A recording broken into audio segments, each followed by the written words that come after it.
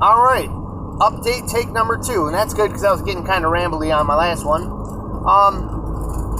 I nearly missed an exit. Thank God I caught it.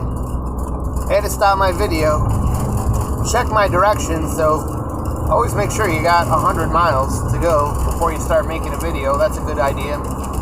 So my update is, I'm doing pretty good, and I'm pretty happy with my gig here as a van expediter. Will it get you rich quick? No. Could it pay the bills? I think so. But granted, I am a single guy that lives in New York with a lucky low studio apartment rent. Not New York City, Western New York, in a good economy city. So I have low overhead. I need to pay just the bills.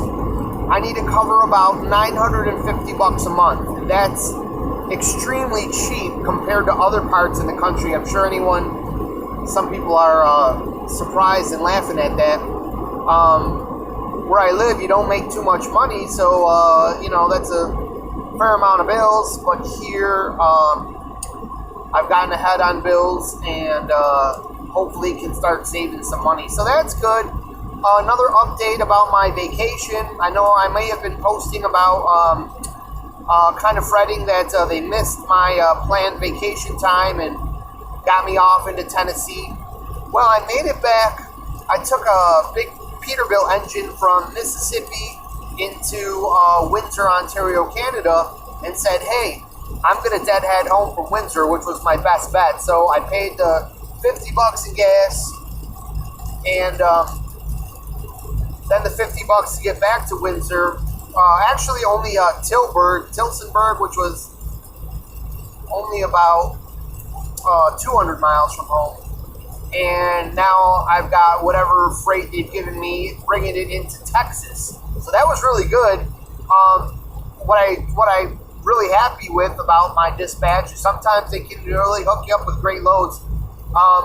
Sure, it's a long 20-hour drive, but that's cash in the pocket. So that's because you consider this when you got to go to Texas. And you got to anywhere that you got a nice, 20-hour drive that maybe you're dreading. They're going to have to get you back out of there too. So whatever miles I'm getting going in, I'm also going to get miles coming out. So this is like going to be a reasonable paycheck, and so I'm looking forward to getting on top of bills, and that's a good feeling.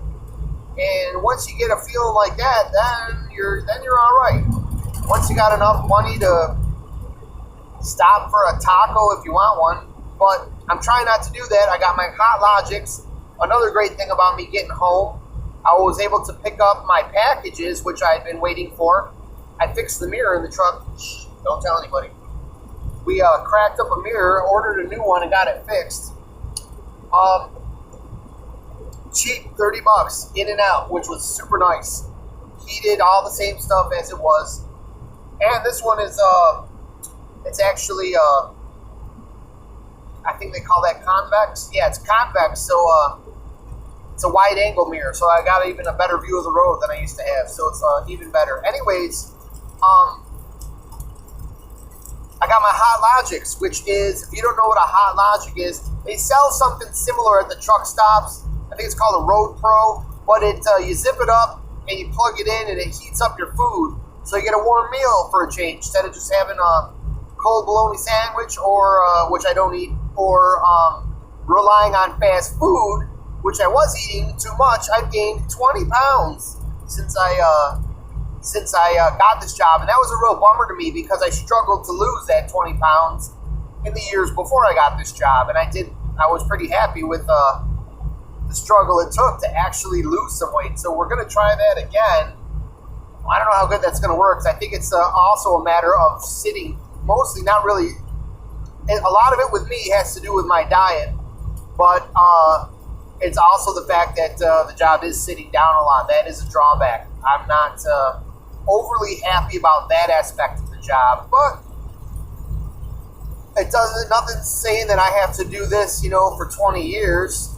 So maybe get a nice decade out of it, at least, or something like that. We got some rain here, but the temperature warmed up, so we're at least out of the ice, which is good, which was happening as I went for a rest earlier this evening. So I'm still on time to get to Texas a few hours early, which is cool. We got time for all our gas stops. We're not pressing for time. And that's about it. So there's your update. We're doing good. Bills are getting paid. It worked out so that on this vacation that I eventually did get, this 4 days off, I got a one load going on that week too. So I'll still get something in a paycheck for that week, which is nice. So, yeah, I guess all is good. Sun's coming up here. Maybe it'll stop. I think it'll stop raining by the time we get, we're going to Dallas, just outside of Dallas. We're going to GM in Arlington. So I'm not looking forward to getting to Dallas in the morning time through the rush hour, but we'll see. We'll see how it goes. So anyways, there's a Flying J we're passing, but we're going to the next Flying J because we're trying to stretch the miles out. I think we got 20 more miles to the next one. Got a Love's there too. I like Love's better, but like I've always said, they make it harder to use the Comdata card. I always got to make an extra trip walking inside. And with a Flying J, I can just jump out and get to the pump. Get the pump going, so I tend to use Flying J for that reason. I like the fresher food they got at Love's, but my best bet's trying not to buy any of that shit anyway. So, all right, I think I've rambled on enough, and you get the idea about the state of the union here at RJR Transport